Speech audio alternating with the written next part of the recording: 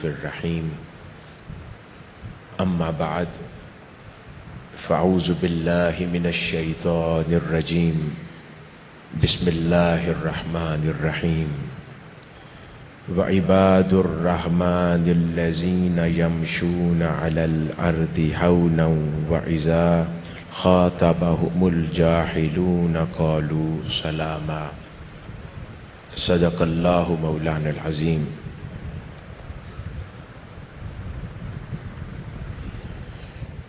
معزز علماء کرام، مشائخ اعظام، قائدین تحریک منہاج القرآن اور اعتکاف 2025 کے جملہ معزز شرکاء، خواتین و حضرات، اللہ رب العزت کا فضل و کرم اور اس کا احسان ہے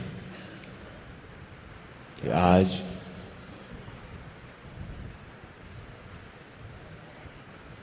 اس اعتکاف کے موقع پر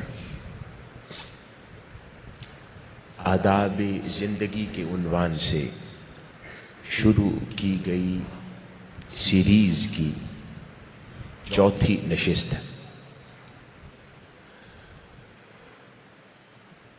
جس میں آج اخلاقی کمپس یا جو کارڈینل ڈائریکشنز ہیں ان کی جنوبی سمت یعنی ساؤتھ جہت، اس کے اوپر بات کریں گے۔ کل کی نشست میں ہم نے اسی اخلاقی کمپس کی جو آئلی زندگی ہے اس کے حوالے سے گفتگو کی تھی، جس کے اندر والدین اور اولاد کے درمیان رویے ہیں، آداب ہیں، اور پھر زوجین کے درمیان آداب زندگی پر بھی کچھ گفتگو ہو سکی تھی وقت کی وجہ سے۔ آج جو اس کی جنوبی جہت ہے اس اخلاقی کمپس کی، وہ جہت ہے کہ جس کا تعلق ہمارے باقی تعلقات معاشرہ کے ساتھ ہے، یعنی دیگر رشتہ دار، دوست، احباب، حلقہ احباب، ورک پلیس پر کولیگز، اسکول کالجز کے اندر فیلوز، اسی طرح آپ کے دیگر طبقات معاشرہ جن کے ساتھ رہتے ہوئے انسان کو بہتر زندگی گزارنے کے لیے تعلقات کو استوار رکھنا ہے، ان کے ساتھ آداب زندگی اور رویے کیسے ہونے چاہیے، اس موضوع پر کا آج گفتگو کریں گے انشاءاللہ، تاکہ اس جہت کے اوپر بھی ہم لوگ کچھ غور و خوض کریں اور ہماری یہ اخلاقی جہت بھی زندگی کے اندر سنورنے کے مراحل میں داخل ہو جائے۔ حاضرین مکرم، قرآن مجید کی یہ آیت مبارکہ جس کی ابتدا میں نے تلاوت کی، اس میں اللہ رب العزت ارشاد فرماتے ہیں، اور خدائے رحمان کے مقبول بندے وہ ہیں جو زمین پر آہستگی سے چلتے ہیں، اور جب ان سے جاہل اکھڑ لوگ ناپسندیدہ بات کرتے ہیں تو وہ سلام کہتے ہوئے الگ ہو جاتے ہیں۔ اب اس کے اندر آیت مبارکہ کے کئی پہلو ہیں۔ اس کے اختتامی حصے میں ارشاد ہوا کہ وہ سلام کہتے ہوئے الگ ہو جاتے ہیں، تو یہ جو لفظ سلام ہے اس کے کئی معنی و مطالب ہیں، اور اسلام کی بنیادی تعلیمات کا مرکز و محور سلام ہے۔ حضرت محی الدین ابن العربی رحمۃ اللہ علیہ وہ ارشاد فرماتے ہیں، یوں تو بہت سارے ائمہ لغت، علماء، صوفیاء نے سلام کے معنی و مطالب بیان کیے ہیں، لیکن میں حضرت محی الدین ابن العربی رحمۃ اللہ علیہ کے بیان کردہ مطالب میں سے ایک معنی لے رہا ہوں۔ فرماتے ہیں کہ سلام کا ایک معنی محفوظ ہونا بھی ہے، محفوظ ہونا۔ اور اگر اس معنی کو ذہن میں رکھیں اور اس کا اطلاق کرتے چلے جائیں تو اسلام میں سلام کا مطلب یہ ہے کہ دوسروں کو ہر اس چیز سے محفوظ ہونے کی دعا دینا جو انہیں نقصان پہنچا سکتی ہے، اپنے علاوہ ہر دوسرے کو محفوظ رہنے کی دعا دینا کہ جو اس کو نقصان پہنچا سکتی ہے۔ اور یہ سلام اللہ کے ناموں میں سے بھی ایک نام ہے، اور اسی طرح جنت کے ناموں میں سے بھی ایک نام سلام ہے، اسی لیے اس کو دار السلام کہا گیا۔ اور ابن القیم رحمۃ اللہ علیہ فرماتے ہیں کہ کسی کو سلام کہنے کا مطلب اس کے لیے بھلائی اور سلامتی مانگنا ہے، اللہ کے حضور یہ دعا کرنا ہے کہ میرے مولا میں اس کے لیے بھلائی مانگتا ہوں، دوسرے کے لیے سلامتی کا خواہاں ہوں۔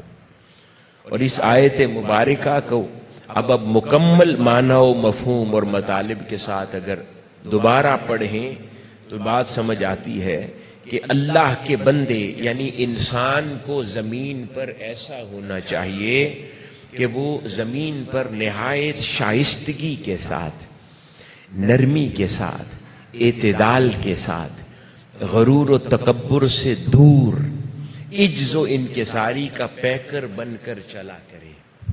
اس کے چلنے میں متانت، یہ آداب زندگی ہیں، اس کے چلنے میں متانت اور عجز و انکساری کا اظہار ہونا چاہیے، نہ کہ زمین پر پاؤں پٹخ پٹخ کر چلتا ہو، زمین پر اکڑ اکڑ کر چلتا ہو، اور اس کے چلنے میں یوں اترانا ہو کہ وہ دیکھنے والا بھی کہے کہ یہ اپنے آپ کو باقیوں سے بہت بلند سمجھتا ہے۔ اس کے برعکس چلنے میں عاجزی اور انکساری کا ہونا، یہ اللہ رب العزت فرما رہا ہے قرآن مجید میں کہ یہ نیک بندوں کے آداب میں سے ہے کہ یہ چلنے کا انداز ہونا چاہیے۔ اور پھر آگے ارشاد فرمایا کہ اور پھر جب کوئی ان سے جاہل اکھڑ بات کرتا ہے تو اس سے وہ سلام کہہ کے گزر جاتے ہیں۔ اس سے مراد ایک تو یہ ہے کہ وہ اس سے بحث نہیں کرتے، اس سے جھگڑا نہیں کرتے، اس سے بے جا اپنا وقت ضائع نہیں کرتے، یہ بھی ان کے آداب میں سے ہے۔ اور ایک معنی یہ بھی ہے کہ ہر اس اکھڑ اور سخت کلام کرنے والا، ان کو برا بھلا کہنے والے کو بھی سلام کہتے ہیں، یعنی اس کے لیے بھی خیر خواہی کی دعا کر کے آگے بڑھ جاتے ہیں۔ یعنی جو ان کو اپنی زبان سے تکلیف پہنچاتا ہے اسے بھی دعا دے دیتے ہیں سلامتی کی کہ مولا تیرا بھلا کرے، خدا تیرا بھلا کرے، تجھے ہدایت دے، تیرے لیے آسانی کر دے، اور دعا کرتے ہیں۔ سیدنا امام علی مقام امام حسین رضی اللہ تعالی عنہ کا بڑا خوبصورت واقعہ ہے، پہلے بھی کئی مرتبہ بیان ہوا کہ آپ اپنے احباب کے ساتھ کسی جگہ تشریف لے جا رہے تھے تو سامنے سے ایک ملک شام سے آیا ہوا اعرابی، وہ آ کر پہچانتا نہ تھا، اور آ کر اس نے لوگوں سے پوچھا کہ ان میں سے امام حسین کون ہے؟ تو انہوں نے اشارہ کیا کہ یہ ہم میں امام حسین رضی اللہ تعالیٰ عنہ علیہ السلام۔ تو وہ بغیر کسی فردر وقفے یا انتظار کے اس نے امام علی مقام کے سامنے مولا علی شیر خدا رضی اللہ تعالی عنہ اور سیدنا مولا علی شیر خدا رضی اللہ تعالی عنہ اور امام حسن رضی اللہ تعالی عنہ کو برا بھلا کہنا شروع کر دیا۔ امام حسین کے سامنے ان کے چہرے پر ان کے والد گرامی اور ان کے برادر اکبر کو برا بھلا کہنا شروع کر دیا۔ امام علی مقام سن کر مسکراتے رہے، اور جب سن چکے تو کہنے لگے اے میرے بھائی تیری کیا تکلیف ہے، پریشانی بتاؤ، اگر بھوک لگی ہے تو کھانا منگوا دوں، تھکے ہوئے ہو تو کسی کو کہہ کر مساج کروا دوں، سفر سے آئے ہو، اگر کوئی گھر میں بیگم سے جھگڑا ہو گیا ہے تو تیری صلح کروا دو، یا کوئی اور تکلیف ہے تو بتاؤ، اگر مالی مشکل ہے تو مال سے مدد کر دو۔ اس کے بدلے میں کسی ایک بات کا جواب نہیں دیا، اور اس کے لیے سلامتی کی باتیں فرماتے رہے کہ تیری یہ ضرورت پوری کر دو۔ وہ یہ دیکھتا رہا اور حیران ہو کر شرمسار ہوا، توبہ کر لی اور کہا کہ میں توبہ کرتا ہوں کہ میں نے اسوائے خاندان رسول دیکھا ہے آج صلی اللہ علیہ وسلم کہ کوئی کچھ کہتا پھرے اور وہ جواب میں دعا ہی دیتے ہیں، یعنی ان سے صرف سلامتی اور امن کی خوشبو ہی نکلتی ہے۔ تو اس نے کہا میں وعدہ کرتا ہوں آج کے بعد مجھے جو کچھ کہا گیا تھا آپ کے والد گرامی اور برادر اکبر کے بارے میں تو وہ ممکنہ طور پر غلط تھا۔ تو پھر آپ نے اس کو نصیحت فرمائی کہ اس طرح بدگمانی میں آقا علیہ الصلوۃ والسلام نے فرمایا اپنی زبان کو اس طرح استعمال مت کرو۔ وہ چلا گیا۔ جب وہ واپس گئے تو آپ کے اصحاب نے پوچھا، آپ کے جو احباب ساتھ تھے، کہ حضرت یہ کیا ماجرا ہے؟ وہ آپ کے سامنے کھڑا ہو کر آپ کے والد گرامی کو برا بھلا کہتا رہا، آپ کے برادر اکبر کو برا بھلا کہتا رہا، اور ان کو نہ جانے کہا کہ وہ خون ریزی کرنے والے تھے معاذ اللہ، اور اس قسم کے الفاظ سخت بولتا رہا، اور آپ نے اس کو ایک بھی تلخ کلمہ نہ کہا بلکہ اس کی خدمت اور تواضع کی باتیں کرتے رہے اس کے ساتھ۔ وہ کہنے لگے اس کی تربیت اس کے ماں باپ نے کی ہے، میری تربیت اللہ کے رسول نے کی ہے۔ اس کی تربیت اس کے ماں باپ سے آئی ہے، میری تربیت اللہ کے رسول کے گھر سے آئی ہے۔ تو اس نے ویسا کچھ کرنا ہے جو اس کی تربیت میں ہے، اور میں نے وہی کچھ کرنا ہے جو میری تربیت میں ہے۔ اس لیے اللہ پاک قرآن مجید میں فرماتا ہے کہ پھر یہ جو اللہ کے بندے ہوتے ہیں نا، یہ اکھڑ لوگوں کو بھی سلامتی سے جواب دیتے ہیں، یہ آداب ہیں۔ اب ذرا ہم نے اپنے دامن میں بھی جھانکنا ہے کہ کیا ہم بھی ایسے ہیں؟ بالکل نہیں ہے، کیونکہ ہم سے کوئی اکھڑ طریقے سے کوئی ہمیں ایک تھپڑ مارے ہم دو ماریں گے، ہم کہیں گے اس نے ہماری غیرت کو للکارا ہے، یہ کیا سمجھتا ہے ہم مار نہیں سکتے؟ نہیں، سلامتی پھیلانے والا، معاف کرنے والا، نرم گفتار، شفقت کرنے والا، بھڑکے ہوئے غصے میں چلاتے ہوئے شخص کو بھی نرمی کے ساتھ ٹھنڈا کر دینے والا، وہ بہت بڑا ہوتا ہے، بہت طاقتور ہوتا ہے۔ بفرے ہوئے کو شفقت اور محبت سے ٹھنڈا کر دینے والا، نہ کہ بفرے ہوئے لہروں کے اندر اپنی کشتی بھی ڈال دے، تو غیانی میں اپنی کشتی بھی اتار دے کوئی، اور اب دونوں لڑ لیں۔ اس کے برعکس آداب زندگی یہ ہے کہ کسی کو لڑتا دیکھے تو نرمی کا پیغامبر بن جائے، نرمی پھیلانے والا بن جائے۔ تو یہ وہ امن ہے جو اس سے سمجھ آتا ہے کہ جو اللہ رب العزت نے ہمارے تمام تر معاشرتی تعلقات کے لیے بنیاد قرار دیا ہے، کہ ہر وہ معاشرتی رویہ اور تعلق جو جیتے ہوئے زندگی گزارتے ہوئے ہمیں ناگزیر ہے، اس کی بنیاد امن پر ہونی چاہیے، اس کے سوا کچھ نہیں ہونی چاہیے۔ تو ہر معاشرتی تعلق خوبصورت ہو جائے گا اگر معاشرتی رویوں کی بنیاد جذبات پر ہوگی، تو جذبات تو اوپر نیچے ہوتے رہتے۔ تو اللہ اور اس کے رسول صلی اللہ علیہ وآلہ وسلم کی تعلیمات کی روشنی میں آداب یہ ہیں کہ تمام تر معاشرتی رویوں کا پہلا جو پہلو ہے وہ امن ہونا چاہیے، وہ بنیاد ہے کہ اس دائرے اور اس درجے سے کبھی کوئی شے نیچے نہ جائے، امن کے اس درجے سے۔ اسی طرح اسلام کی دیگر تعلیمات اور قرآن مجید کے بیشتر اور مقامات کے اندر یہی پہلو نکل کے سامنے آتا ہے کہ امن ہر معاشرتی رویے اور تعلق کی بنیاد اللہ اور اس کے رسول صلی اللہ علیہ وآلہ وسلم نے قرار دیا ہے۔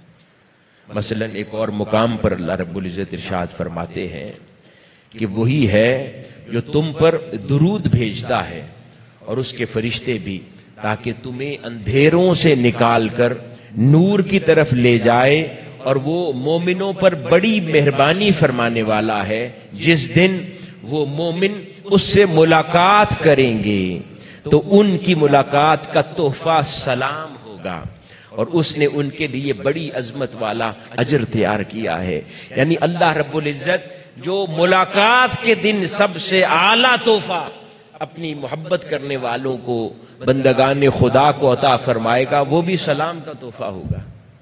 یعنی امن و امان دے دے گا ان کو. یعنی جو کسی کو سب سے قیمتی شے اگر دی جا سکتی ہے نا، چاہے اس دنیا میں اور آخرت میں، وہ امان کا تحفہ ہے.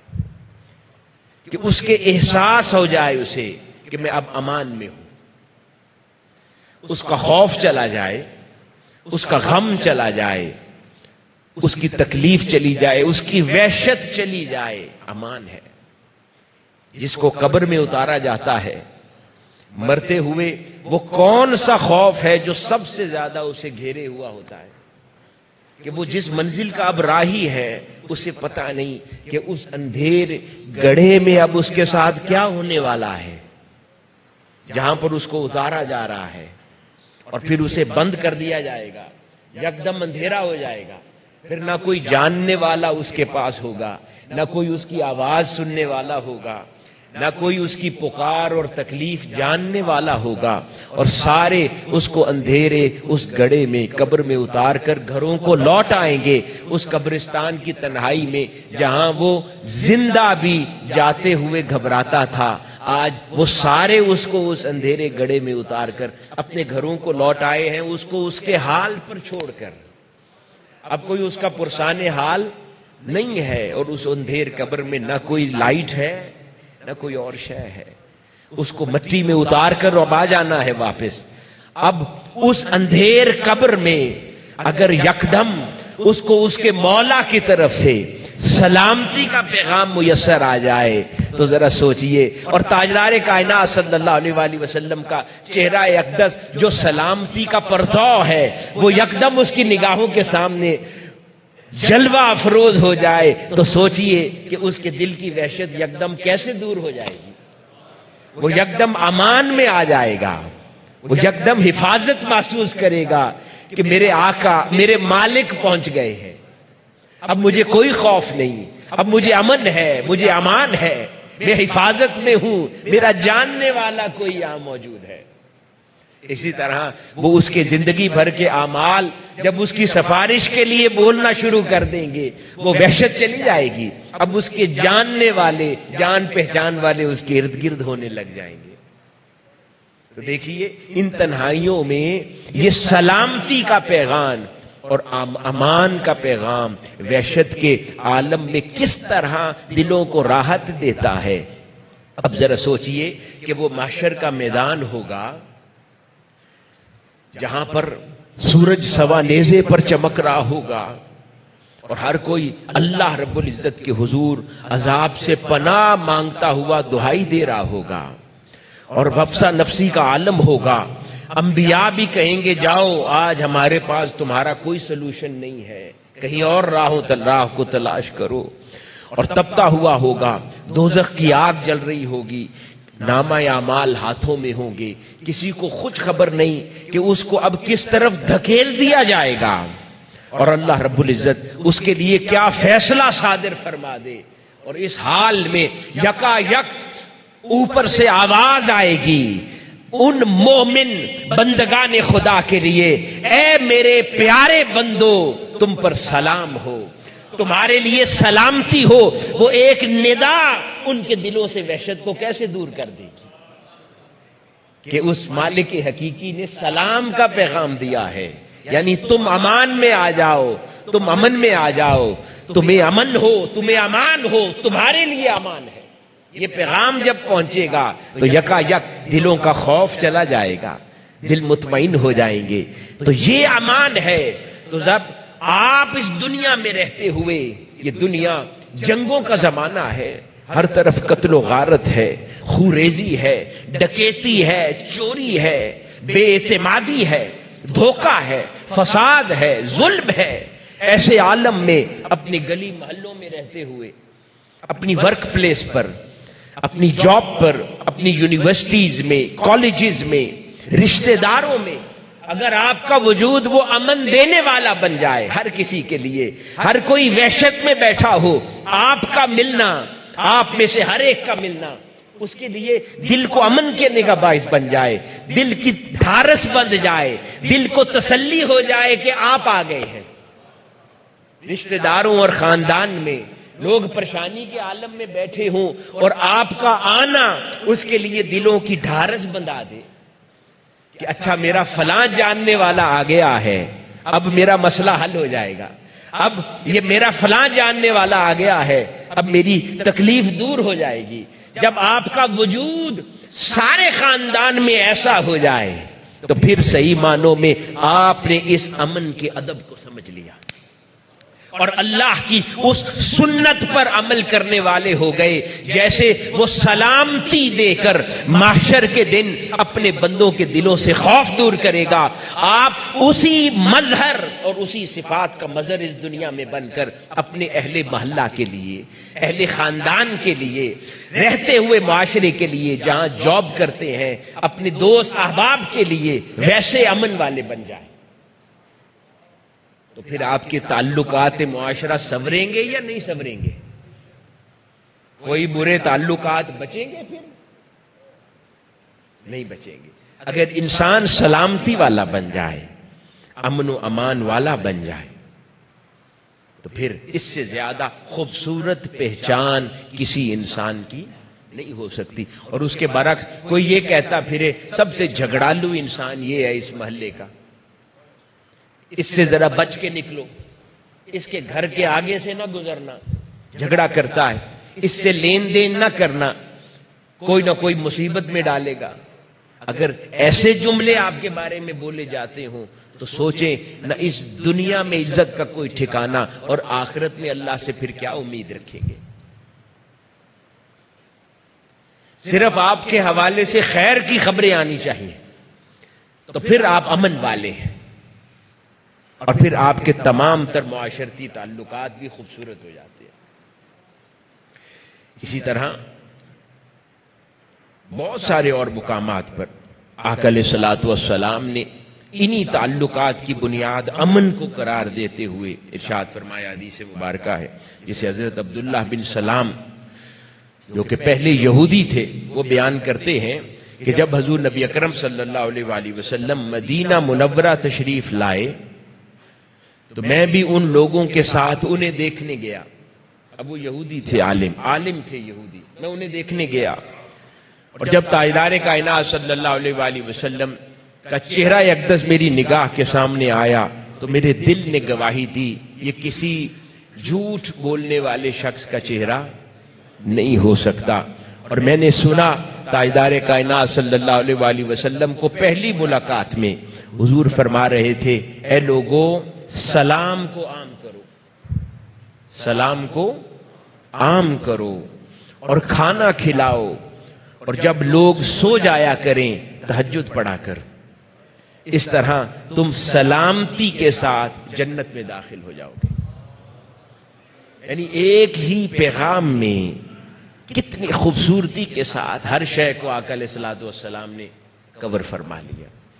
سلام عام کرو یعنی اپنے تعلقات معاشرہ امن پر قائم کر لو، جھگڑے ختم کر دو، فساد ختم کر دو، دوستی کر لو سب سے، اور اس کے بعد فرمایا خیرات کرو، لوگوں کی ضرورتیں پوری کیا کرو یعنی کھانا کھلاؤ، اور تیسری بات اپنے مولا کے حضور قیام کیا کرو، اس کو منایا کرو۔ یعنی یہ تین مختصراً پہلو بیان کر دیے کہ امن کا گہوارہ بن جاؤ، لوگوں کی مدد کیا کرو، اور اپنے مولا کے حضور جاگا کرو۔ ان تین پہلوؤں سے فرمایا تم جنت میں داخل کر دیے جاؤ گے، اللہ رب العزت وہ شان عطا فرما دے گا۔ اسی طرح حاضرین گرامی، کوئی بھی معاشرہ، تہذیب، ملک، ثقافت، شہر، علاقہ، تہذیب پنپ نہیں سکتی، کوئی بھی ملک ترقی نہیں کر سکتا، کوئی بھی شہر یا علاقہ بہتر نہیں ہو سکتا اگر وہاں پر لوگوں کو بھوک اور خوف سے نجات میسر نہ آئے. کیا کوئی بھی ملک ترقی نہیں کر سکتا اگر وہاں پر بھوک اور خوف یہ منڈلاتے رہیں. اور وہ ملک بہتر ہو جاتا ہے, مستحکم ہو جاتا ہے, جہاں سے بھوک کا خاتمہ ہو جائے اور خوف کا خاتمہ ہو جائے. اور یہ دونوں چیزیں مل جائیں, جب خاتمہ ان دونوں کا ہو جائے تو جو بچتا ہے وہ امن ہے. جو بچتا ہے وہ امن ہے. اسی طرح آپ کے معاشرتی تعلقات بھی ہیں. یہ معاشرتی تعلقات بھی ہیں, ان کے خراب ہونے میں بھی یہی دو عمل کار فرما ہوا کرتے ہیں عموماً. اب کوئی خیال کرے کہ کیسے. ایک ہے خوف. رشتہ داروں کے درمیان اب مختلف نوعیت کا خوف ہوتا ہے. کسی کو خوف ہے کہ یہ میری خوشی سے خوش ہے, یا کسی کو خوف ہے کہ میری خوشی سے خوش نہیں ہے. کوئی سمجھتا ہے کہ یہ میرا خیر خواہ ہے, کوئی سوچتا ہے کہ یہ میرا خیر خواہ نہیں ہے, وہ اس خوف میں مبتلا ہے. یہ میرا نقصان کرنا چاہتا ہے, یہ اس خوف میں مبتلا ہے. یہ میرے خلاف سازش کرتا ہے, یا میرے مخالف کسی اور گروپ کا حصہ ہے, یہ اس خوف میں مبتلا ہے. یہ طرح طرح کے 1000 خوف ہیں جو انسان کو مار دیتے ہیں. اور دوسری تکلیف بھوک ہوتی ہے کہ جب آپ کے اپنے احباب میں سے, دوستوں میں, قریبوں میں, رشتہ داروں میں لوگ تکلیف میں ہوں, آپ آسائش میں ہوں, اور آپ ان کی پھر مدد بھی نہ کرتے ہو. پھر تکلیف اور دوری کے بہت سارے اسباب یہ بھی ہیں. تو عموماً یہ دونوں امور معاشرتی تعلقات کو تباہ کرتے ہیں. اسی طرح جابز میں, کمپنیز میں بھی خوف ہے. میری ملازمت چلی جائے گی, میری ملازمت بچے گی, فلاں میری ملازمت کو نقصان نہ پہنچا دے, فلاں میری سیٹ پر نہ آ جائے. تو اس کے پیچھے تگ و دو اور دماغ کا استعمال کرتے رہتے ہیں, سازش کرتے رہتے ہیں, امن کا کباڑہ کرتے رہتے ہیں. کیوں؟ کیونکہ ہم خوف سے گرے ہوئے ہیں, اور اسی خوف سے تو اللہ پاک اپنے اولیاء کو نجات دے دیتا ہے. کہتا ہے کہ میرے اولیاء وہ ہیں کہ جنہیں نہ کوئی خوف ہے نہ وہ غمگین ہوتے ہیں. ساری دنیا اس خوف میں جلتی ہے, اور اس خوف کی وجہ سے معاشرتی تعلقات تباہ کر لیتی ہے. میاں بیوی کے تعلقات ہیں, وہ بھی معاشرتی تعلق ہے نا, وہ تباہ ہو جاتا ہے. کیوں؟ خوف کی وجہ سے. بے اعتمادی ہے, ہر کسی کی کوئی کمیاں کمزوریاں ہوتی ہیں شخصی. اب آپس میں اگر اعتماد کی فضا نہیں ہے تو بیوی گھبراتی رہے گی, شوہر کو یہ بات پتہ چل جائے تو کیا ریئیکٹ کرے. شوہر گھبراتا رہے گا, میری اہلیہ کو یہ بات جانے تو کیا ریئیکٹ کرے. پھر اپنے اپنے رشتہ دار اور دوست احباب ہیں, پتہ نہیں میں نے اپنے سائیڈ کے رشتہ داروں کی مدد کی ہے, میرے شوہر کا رویہ کیسا ہو. پھر شوہر سوچے کہ میں نے اپنی سائیڈ کے رشتہ داروں کی مدد کر دی ہے تو میری بیوی کا رویہ کیسا ہو. یہ سب خوف میں زندگی جیتے ہیں, اس کی وجہ سے میاں بیوی کے تعلقات تباہ حال رہتے ہیں. یہ خوف ہی تو ہے جس نے تعلقات کو تباہ کیا ہے. اسی طرح دوست احباب کے بھی تعلقات ہیں. پھر یہ جیلسی ہے, یہ بھی یہی دو امور ہیں جس کی وجہ سے پیدا ہوتی ہے, اور اس سے بھی انسان کے معاشرتی تعلقات تباہ ہوتے ہیں. تو در حقیقت انہی دو جذبات کو, احساسات کو ختم کر دینا اور اللہ سے یہ مدد طلب کرنا کہ اللہ یہ دونوں احساسات ہمارے لیے ختم کر دے, یا کم از کم کر دے, خود بخود امن کی کیفیات کو پروان چڑھاتا ہے معاشرے کے اندر. جیسے کہ قرآن مجید کے اندر ہے کہ اللہ رب العزت نے مکہ کو اور اہل مکہ کو کیا خوشخبری عطا فرمائی. اعوذ باللہ من الشیطان الرجیم. لإیلاف قریش ایلافہم رحلۃ الشتاء والصیف فلیعبدوا رب ھذا البیت الذی اطعمہم من جوع وآمنہم من خوف. قریش کو رغبت دلانے کے سبب سے انہیں سردیوں اور گرمیوں کے تجارتی سفر سے مانوس کر دیا. بس انہیں چاہیے کہ اس گھر خانہ کعبہ کے رب کی عبادت کریں تاکہ وہ اس کے شکر گزار ہو جس نے انہیں بھوک یعنی فقر و فاقہ کے حالت میں کھانا دیا اور رزق فراہم کیا اور دشمنوں کے خوف سے امن بخشا. اور اور محفوظ اور مامون زندگی سے نوازا. یعنی ان کو جو کمال نعمت عطا کر دی اس کو اللہ نے کہا کہ ان کو ہم نے خوف سے اور بھوک سے نجات عطا فرما دی. تھرڈ ورلڈ کنٹریز اور فرسٹ ورلڈ کنٹریز میں کیا فرق ہے؟ وہاں یہاں کے لوگ بھوک اور خوف میں جیتے ہیں اور ان کے رویوں پر اثر انداز ہے بھوک اور خوف. ویسٹرن کنٹریز کے اندر لوگ اونچا اونچا چیختے نہیں، نسبتاً امن کی کیفیت میں ہے. کیوں؟ کیونکہ وہاں پر اس طرح بھوک اور خوف نہیں ہے. انہوں نے بھوک اور خوف کے عالم سے نکل آئے تو رویے بہتر ہو گئے. ہم بھوک اور آرف میں گرے رہتے ہیں تو ہمارے رویے متاثر رہتے ہیں. تو حاضرین مکرم، یہ امن یہ کردار ادا کرتا ہے ہمارے تعلقات کے درمیان. اسی طرح